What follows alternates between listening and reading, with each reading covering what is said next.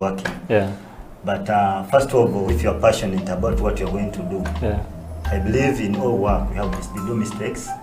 So my first experience at work was when I reached at work. You have to be confident when you're doing something. Even if it's wrong, in our industry you have to be confident. Once you're confident, you give support of it. Yeah. So my first cup to make was for a customer, and I made a mistake on it because the waitress came and gave me a cappuccino single. I made it and gave it to her. Then she told me, no, the guest wanted a flower on it. I could not make a flower. So I said, what I've given you is what is supposed to go. I cannot make another cup of coffee. Yeah. Please take that to a customer. If he calls me, I'll explain why. So that's how I started. Yeah. But to me, when you love what you're doing, even when you make mistakes, Yeah. still you will support that mistake, Yeah. and it will go out. Yeah. So I have love for the coffee, for the industry. I have love for what I'm doing, and when I'm on the station, trust me, I don't want anyone to disturb me. Yeah. Even if you are home, even if you are the boss, Yeah. once I'm in my bar, it is my turn. It's your I area. wait for my shift to get done, Yeah. then you can bring me over here. Interesting. If you're watching us, this is House of Talent, the coffee break. We are having some fun with Isaac and Charles here. Charles telling us about his first experience, and he was supposed to make a certain cup of coffee, which he did not do. But these are the different experiences that we have. So if you're a barista and it's your first day on the job, relax. You got this. Have some confidence. We have you here at the coffee break, and we're going to take a break right now. But when we return, we still have that part of we're going to brew a cup of coffee, which I believe is going to be very tasty. And we'll also be talking about how can we set up a successful coffee business, which I think very many people are trying to get into right now. So we'll take a break right now. This is the coffee break on House of Talent Television.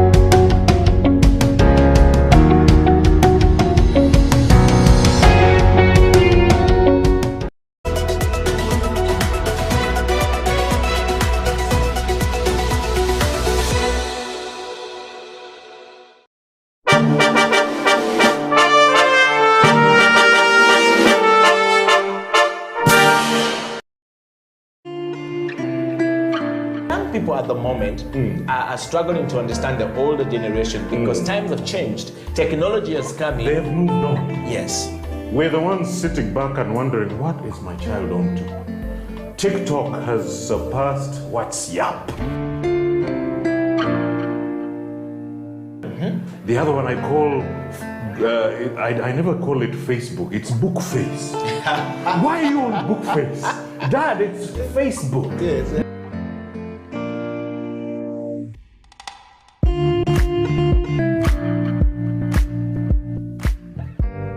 Me, I keep saying, I have a foot amongst the millennials. Yeah. And I understand the traditionalists. Okay. There's a song in the 60s, by the way, and the 90s, 70s, where they're like, parents don't understand. Yes. Remember Prince? Yes. Prince.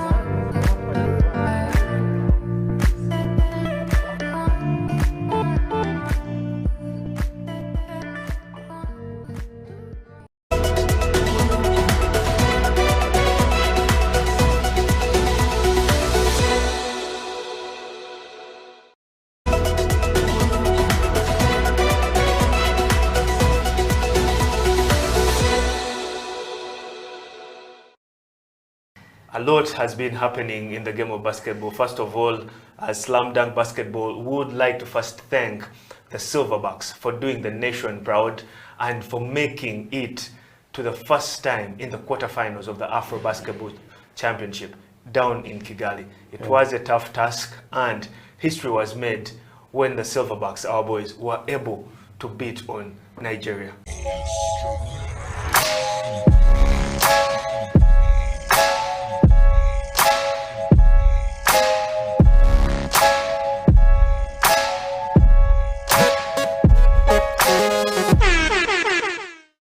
Hello, welcome to this edition of You and the Law. My name is Jonathan Ochom, your host. You and the Law is simply what it is, you and the law. In this show, we try to demystify the law for the ordinary person, make it simple for a teacher, for a lawyer, for a farmer, for a doctor, for a border rider, for a cleaner, everyone in our society. This program touches on every aspect of our lives that relate to the law. Is it marriage? Is it property? Is it land? Is it traffic? Anything that touches on the law will be discussed in this program. Today, we're going to have it. It's been quite difficult. You know, you wake up in the morning, you sit around the compound, you look at the time.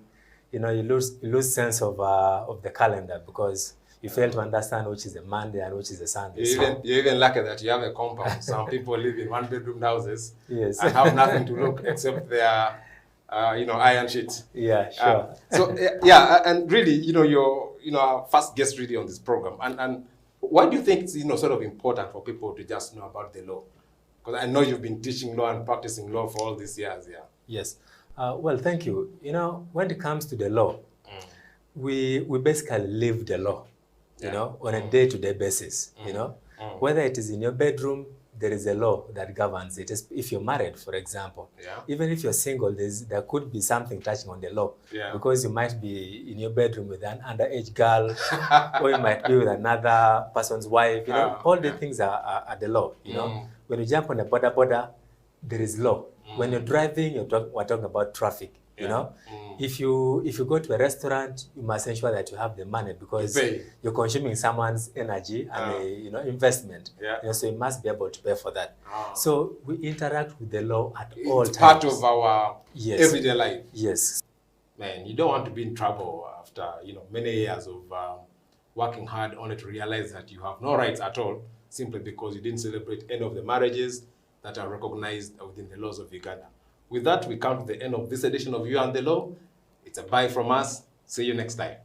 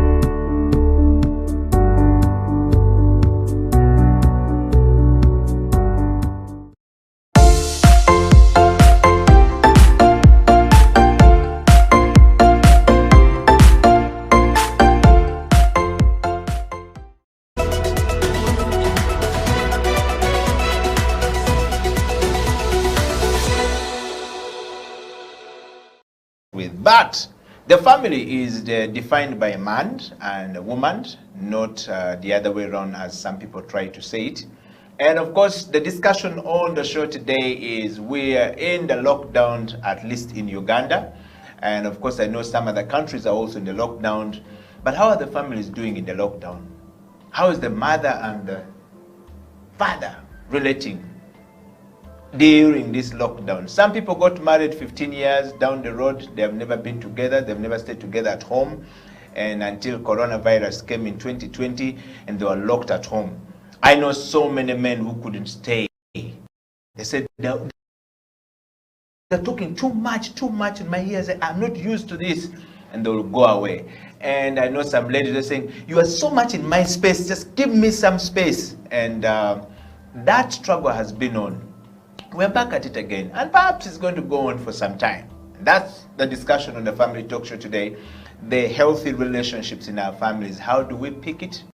Where do we start from?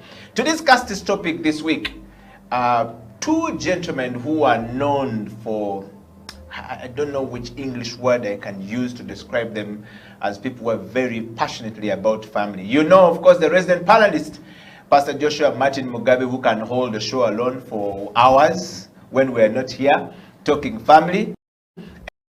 And joining us for the first time is the one and only Richard Kawesa, Mr. Uganda, as known to you, and of course the father of 3, who one time told me he didn't know he was raising girls. In his mind, he was raising boys.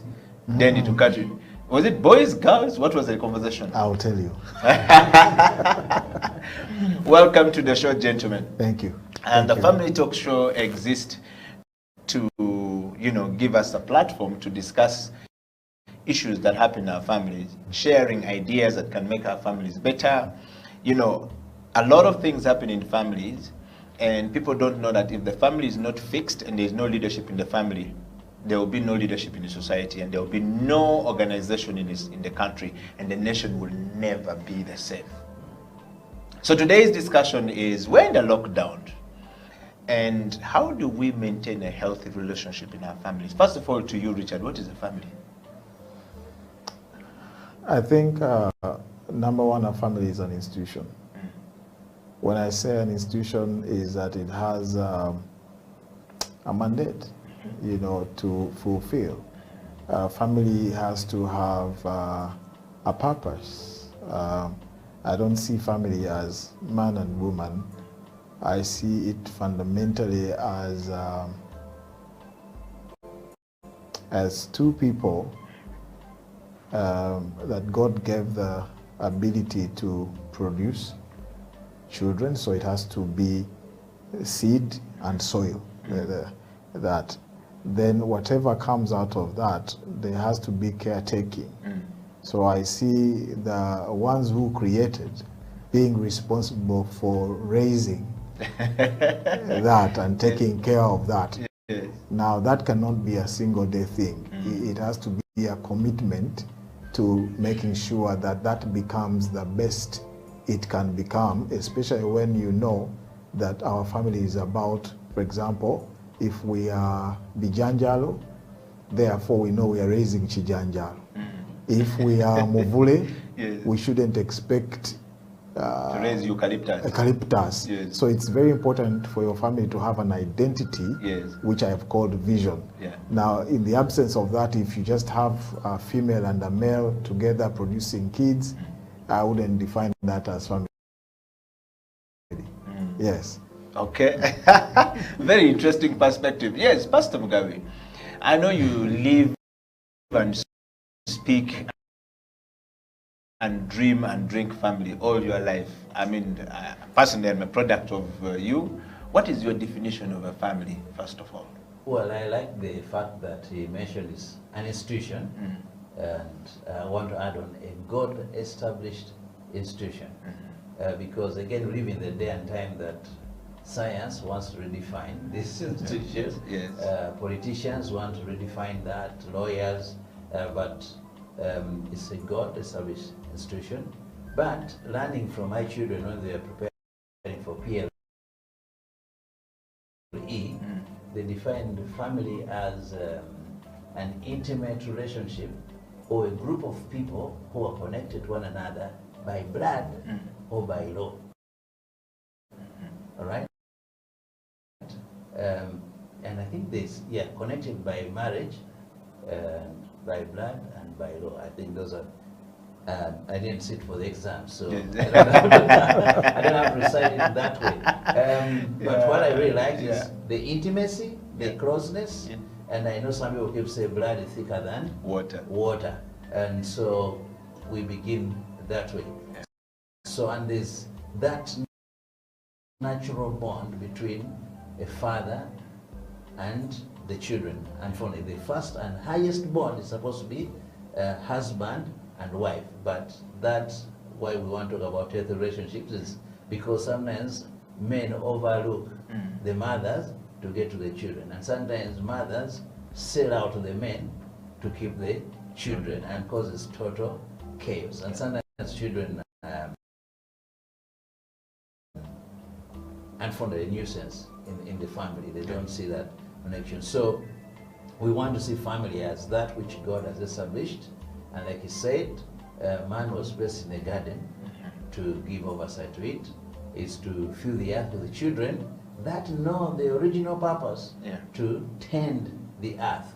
And when I tell people how we can handle this, the difference between tending that the Bible talks about is the difference you see the gardening in Katanga and the gardening at Serena. In Serena, you see they choose the flowers, they buy the thing, whatever. They are deliberate. Yes. They're deliberate, yes. In Katanga, where the jackfruit seed failed, is that's where it will grow. Wow. Yes, so the family has that institutional aspect. But I also need to say that it's foundational in that it changes a lot. Like you said, it impacts our society.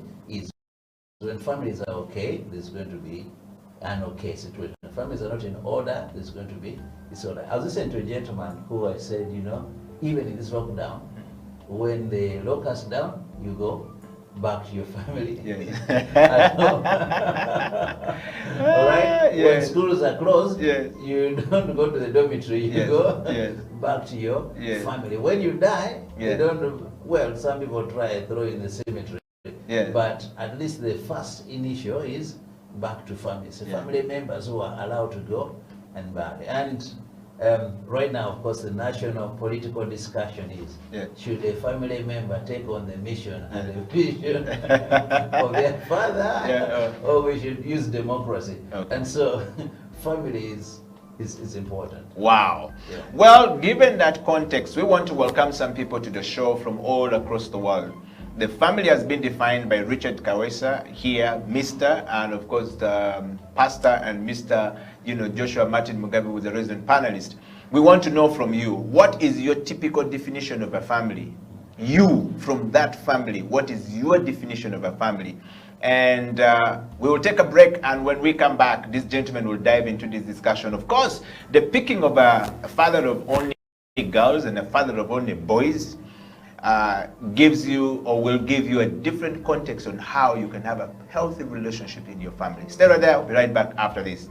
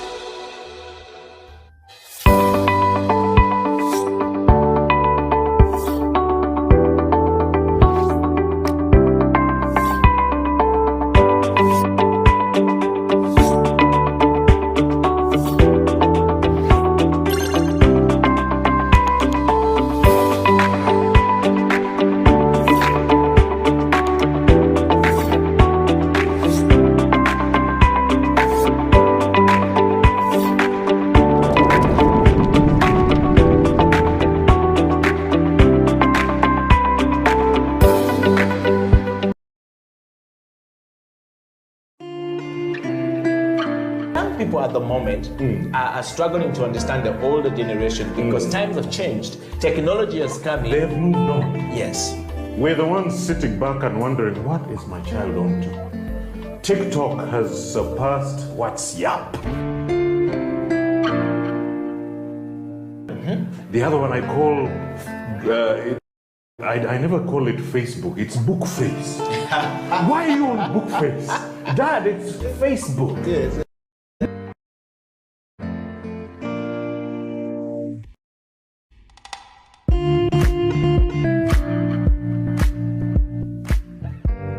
Me, I keep saying, I have a foot amongst the millennials. And I understand the traditionalists. Okay.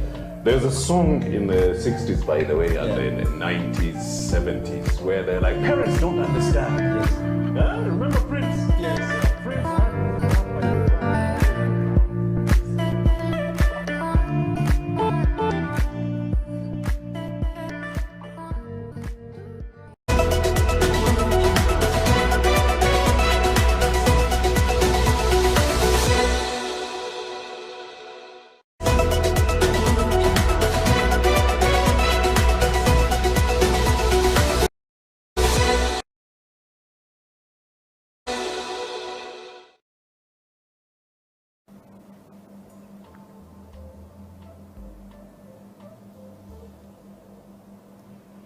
Welcome back from that break. This is the Family Talk Show. My name is Eddie Okela, and in the studio is Richard Kawesa, a musician, as well as a creative mind, critical thinker, change management coach. Is a man of many characters, but above all, is the father of 3, if I'm not mistaken. Richard, welcome to the show. Thank you. And of course, Pastor Joshua Martin Mukabi is a resident panelist. You all know him. I'm not going to say much. He can run the show. When everybody is not coming, he'll walk from his house to run the show. He has done it before. That's how much he loves the family. Gentlemen, welcome back to the program. Thank you. I just want to take you straight to something that we always take for granted. When we were looking at the choice of somebody to join us today on the show, you came in very handy, Richard. Reason being, you love your family so much that you say, when I am back home, from this hour to this hour, you won't find me. And you said, I am very deliberate about raising my family. Why are you so deliberate about doing this? Yet, many men are not quite very deliberate about it. Or even women, for that matter. I feel, or I think I know, that every institution must have a cause. You cannot create anything without purpose, without something that you feel based on objective, on an outcome. This is the best model to organize society. So as Pastor Joshua was saying, that it's established by God as an institution, we must then go to that God and ask him, what did you have in mind? When you created this order, what were you trying to achieve? If we don't ask him, we will end up thinking that our definition of it or the purpose of it is actually what it is for him. So when I went back to asking, I discovered that continuity is very key for God. So that's when everything he did, especially seed, he made sure every seed produces its kind. So that when time of death, one goes, there is a rebirth in death. So the story and the line and the genealogy and the story is kept through this. So the only way I am here today is because the story of my father was kept by the story of my grandfather and my grandfather. So in that line, I can look out for our role. I can look out for what defines us. So when I look at family and the importance of it, I realize that I am on borrowed time. And the only way I'm going to live is through these ones. Yes. So I have to, it's only natural that I'm selfish enough to understand that how can I build capacity for those inheriting the cause to actually carry the cause forward. And Pastor, I'll go back to a gentleman in the Bible called Eli. Yeah. And what was his name? The other one, Samuel. Samuel. Yes. Samuel wasn't called to the ministry or to the cause for Eli's family. Yeah. It was the priests. Samuel wasn't of priest.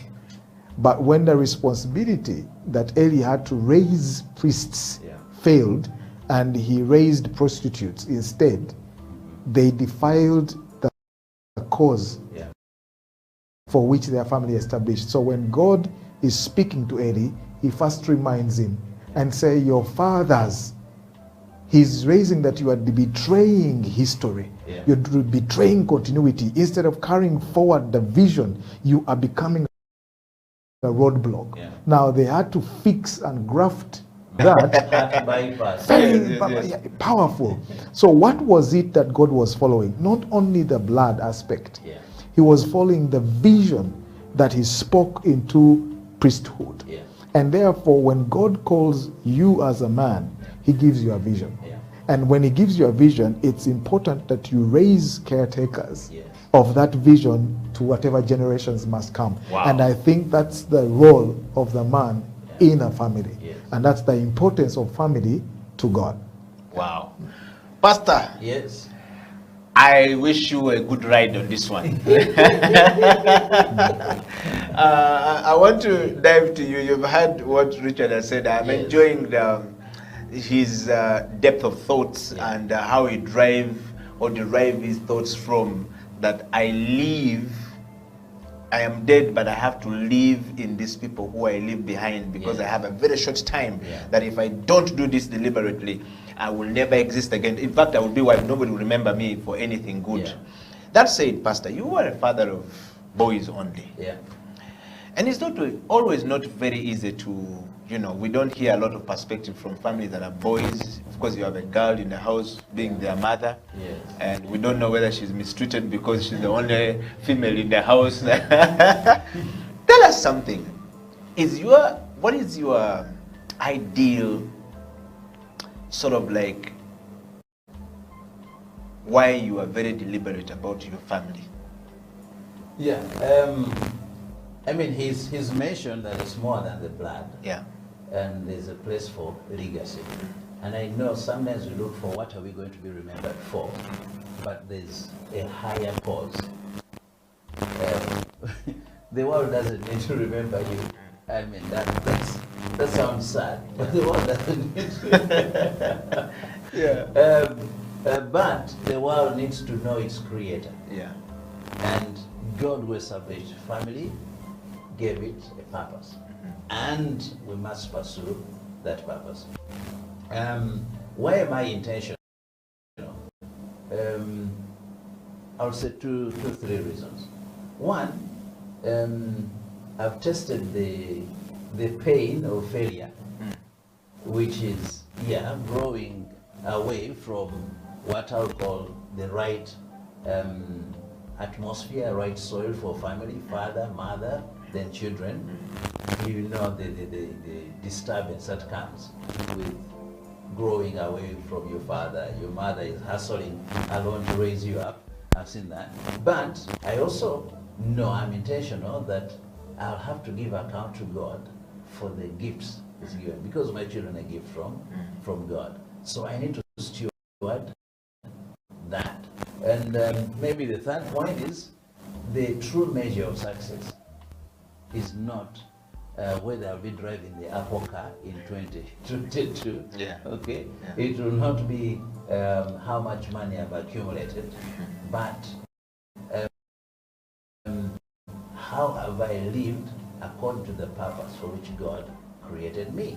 And part of the unfolding of that purpose has to do with the wife is given me, the children is given me, and my talents, plus the gospel, the good news that He has given me. Yes. So if I'm unfaithful in the gospel, I'm unfaithful to my wife, I'm unfaithful to my children, I am unfaithful to God, and I am creating chaos in this world. Wow. And as you think today about families, you find that the underlying problem is not whether they have land or not, whether they have money or not, whether they can access oxygen or not. The biggest problem is they're disconnected from God and His purpose for their lives. They've chosen to take a path that is to destruction. I know one proverb says there's a way that seems okay, but its end is destruction. And we see this destruction repeated again and again because we want to do it American way, Arabian way, Chinese way, Afghanistan way, I don't know which. Is there? Yes. Yeah. So we must get to align with God's plan and purpose for family. Okay. Yeah. Talking of destruction, by the way, gentlemen, now you've mentioned something quite very fundamental. Coronavirus came from nowhere. No one was expecting that the world would begin to think about reset buttons. We were going about life. We planned how I'm going to build my mansion here, how I'm going to marry this girl, and then I first go to Bahamas or go to, you know, National Forest of Uganda, wherever it is that we needed to go to. And then coronavirus came. And I have been married with this lady, for an example, for let's say 20 years. We met in school, we dated for about 3 years, we got married. As a fruit of our marriage, we have 4 children or 3 children. We have never stayed home together. Okay? We spend very little time at home because work is calling us all the time. And coronavirus came and we were forced. It was a forceful stay home, that you stay there. Yeah. So the wife was at home, the husband was at home, the children are at home, and everyone. We saw a lot of abuse to children we've never seen before. The rate at which the domestic violence increased, you know, violence at home, domestically happening at home, increased, were quite alarming. Police came out and released a report. Everyone was saying this, right, children's rights, and, you know, all these guys who talk about mothers' rights, children's rights, men, only men don't have rights. I'm Well, told, yes. They live every day in their Yes, life. yes, they don't have, so yeah, but how do we, in this next phase now that we went through 2021, how do we continue to, some people were not able to live together, others divorced. A lot of divorce actually happened in the lockdown than it was supposed to be good. Where do you think was the problem? And how can we begin to mend some of these relationships to actually stay together, given your very intentional approach of leaving a legacy that must supersede your current in, you know, this current time and space? And same to you, Pastor Joshua. I'll start with you, Richard. Well, when Pastor Joshua speaks to purpose, in the mind of this generation, they hear it as a word that has no function. The reason why they hear it as a word that has no function, the function is supposed to be their response to what it means. Not the word, but what it inspires them to do. And so what happens is that we don't necessarily understand life in principle, which is what God does. The Word of God protects principles. There are stories, but if you stop on the story, it becomes cliche. When you find the spirit of the revelation of what it actually means, it carries you through different contexts. So I sense that I'm writing a new book, and it is discussing context and how, when context changes, it requires for content to change. And when content aligns with context, it produces what? Conviction. Yes. And conviction causes action. Yeah. So there's a relationship between the three. Yeah. Now, COVID has brought a context, Yes. but we are still putting new wine, which is content, Yes. in an old wine skin. Yes. So what's going to happen? The Bible says it bursts. Yes. So it's a mindset Yeah. issue Yeah. that we've not understood, Yeah. that the context has changed, and therefore change content, so that the way you act is in concert, is in harmony with the context. Yeah. So if the lockdown happens for 10 years, I was asking business people, especially big company bosses, they were asking me, do you think this mean? I say, if COVID stays there for 10 years from now, and I was talking to pastors, I said to them, what is your strategy for the church? They had no clue. Why? In their mind, when they had the first lockdown, they thought that if the second lockdown comes, we will get our people in the same context they were in. But what COVID was doing, it was pushing people to move away from crowd following from single messages of I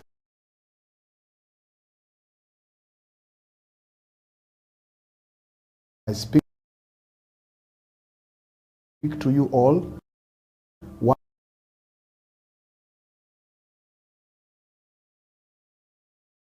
one message, understand it, to now the individual, where the understanding has to come from within. But the church did not prepare people to know who they are.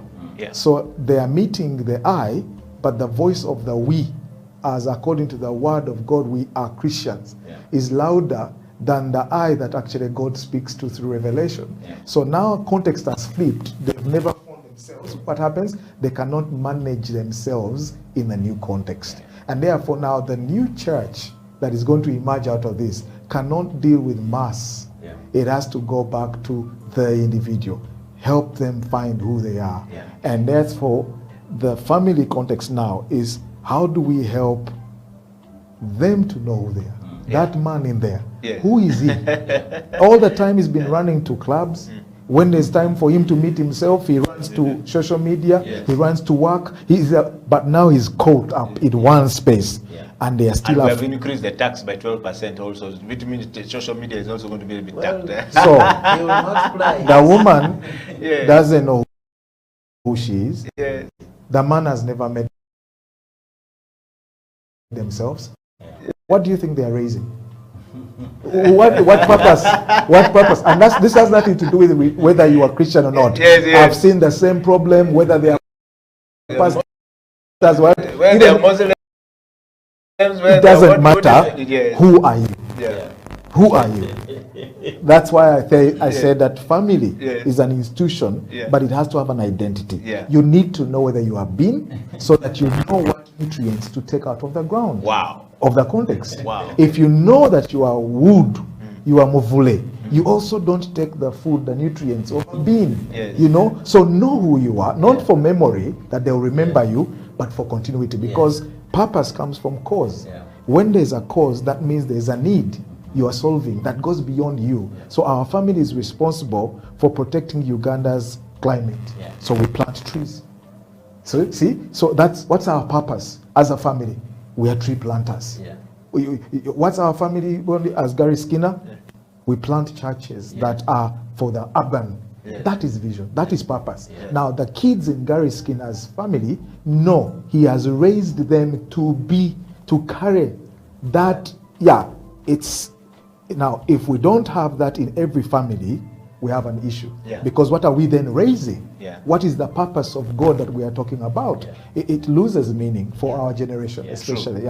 So that's why I say that I'm deliberate to understand the cause and then live and build capacity for these to carry the cause. Then I can reorganize myself based on context. COVID has come, I rearrange the house to fit so that we still continue kusonga mbele, because the context doesn't really determine, it's the content that we're going to play. So that's the Well, while you're joining us for the Family Talk Show from anywhere across the world, you need to know that what these guys are saying here, it's a universal language to everyone. Doesn't matter whether you're Queen of England, whether you're the President of the United States, whether you're the President of Uganda or of Kenya, whatever.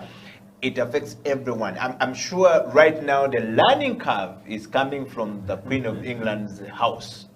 They have more chaos than the common person today.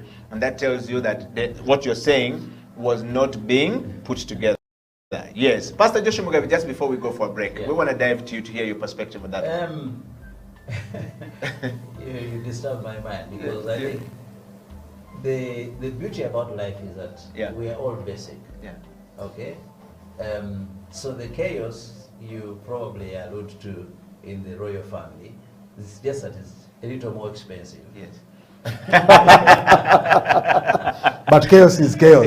Whether it costs 100 shillings. The same chaos you find in a local family. I like that. I like that. In Katanga. Okay. And you see, that's the glory of God. Like one man said, yes, It doesn't matter. Even Bill Gates. Yes. He puts on his trousers one leg at a a time, time. yes. He's not yet come up with any program. Yes. Where It allows him to put the trousers together at the same time. Unless he's a skirt. Oh Lord, So, yes, yeah. But getting not dwelling again on the issue of purpose. Yes. When we talk about health, which we all long for, because talking about context, now everybody wants to be healthy. Yeah. Everybody wants to Because COVID has come. oxygen, Yeah. yes, and all that. And so the thing has exposed. Maybe in the next section, my appeal is using the terminology that we've had is some people, of course, have mild symptoms, and others have heavy symptoms, and then some in intensive care units. Then I also had high dependence Yes. units. Yes, yeah. So I would want to challenge us to assess our families. In what state are they? Are they healthy? And when we talk about health, it's defined as wellness, intellectually, mentally, physically, socially, Emotionally. I mean, the number of factors that would say yes, you are healthy, because you are a fitness person. Somebody can have a very fit body, but when the wires are not in order, Yeah. the fitness does not help. Yeah. And yet some are so sharp mentally, but physically they're in total chaos. Yeah. Again, the intellect doesn't help them. And of course, since we usually talk about spiritual people, Yeah. some are spiritually very astute, Yeah. very broke, very unfit, Yes. like the high priest Eli. Is it Eli? I think Yeah, he Chief died. Priest Eli. Yeah, he Yes. just fell off and died. Yeah. And the weight he was carrying was both spiritual